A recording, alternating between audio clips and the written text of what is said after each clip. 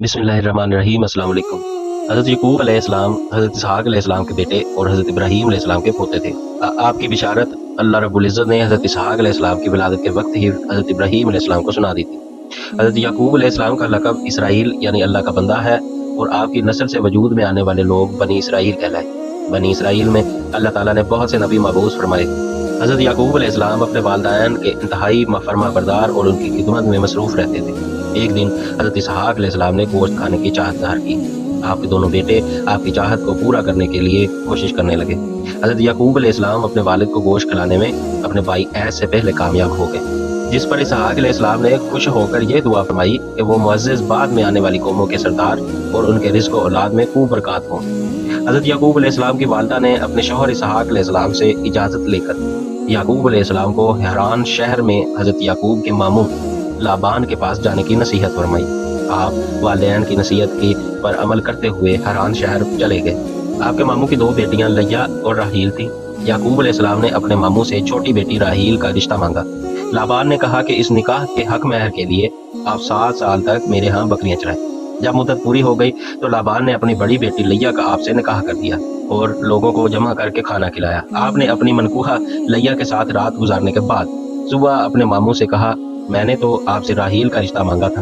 उन्होंने जवाब दिया कि हमारे यहाँ रिवाज नहीं कि बड़ी बेटी से पहले छोटी बेटी का रिश्ता करते। अगर तुम राहील से शादी करना चाहते हो तो मजीद 7 साल मेरी खिदमत करो, मैं इसका निकाह भी कर दूंगा।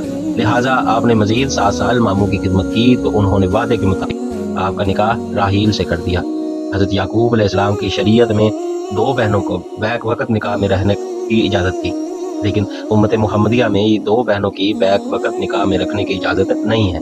अल्लाह ताला ने आपको पहली बीवी के बतन से 6 बेटे और 1 बेटी अता फरमाई। एक बेटा रोबेल, शमून, लावी, यहूदा, इसाखर, ज़ाबलून और बेटी दीना। आपकी दूसरी बीवी राहील के हाँ इब्तिदा में औलाद ना हुई तो उन्होंने अल्लाह ताला के हुज़ूर गिड़गिड़ा कर दुआ मांगी तो अल्लाह ताला ने उन्हें भी 2 बेटे अता फरमाए, यूसुफ और बिन्यामीन। बिन्यामीन की विलादत के वक़्त राहील अल्लाह ताला को प्यारी हो गई। अपने मामू के यहाँ 20 साल गुजारने के बाद याकूब अलैहिस्सलाम अपने आबाई इलाके हब्रोन यानी किनान में तशरीफ़ ले आए। जब किनान के लोगों ने अल्लाह ताला की नाफरमानियां शुरू की तो अल्लाह ताला ने आपको अपने ख़ानदान और अहले किनान की रहनुमाई के लिए अपना रसूल बनाकर मबऊस किया और आप पर आसमानी सहीफ़े भी नाज़िल फरमाए। सूरह आल इमरान आयत नंबर 84 में अल्लाह ताला फरमाते हैं, आप सल्लल्लाहु अलैहि वसल्लम कह दीजिए, हम अल्लाह पर ईमान लाए और उस पर भी जो हम पर नाज़िल किया गया। हज़रत याकूब के 12 बेटे थे, जिनमें से हज़रत यूसुफ अलैहिस्सलाम को अल्लाह ताला ने नबूवत से सरफराज फरमाया। हज़रत यूसुफ अलैहिस्सलाम के भाइयों ने एक साजिश के तहत यूसुफ अलैहिस्सलाम को बाप से जुदा कर दिया, जिस पर याकूब अलैहिस्सलाम को बहुत सदमा पहुंचा और उसी सदमे की वजह से रोते रोते आपकी आंखों की बिनाई चली गई। आखिरकार अल्लाह रब्बुल इज़्ज़त ने आपको यूसुफ अलैहिस्सलाम से मिलवा दिया और आपकी बिनाई भी लौटा दी।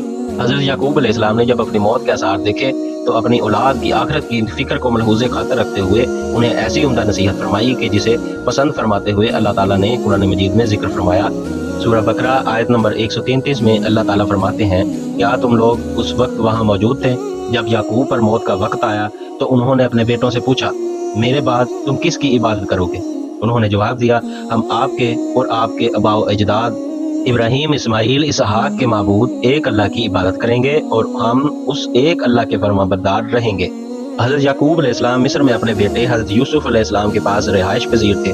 वहाँ आपकी वफ़ात हुई। यूसुफ अलैहिस्सलाम ने अपने वालिद की तजहीज़ो तकफीन की और आपकी मैयत आबाई वतन हब्रोन ले जाकर एक गार में दफन की, जिसे हज़रत इब्राहीम अलैहिस्सलाम ने अफरोन बिन सखर ऐसी से ख़रीदा था। वीडियो कैसी लगी कमेंट सेक्शन में बताइएगा और चैनल को ज़रूर सब्सक्राइब कीजिएगा। शुक्रिया।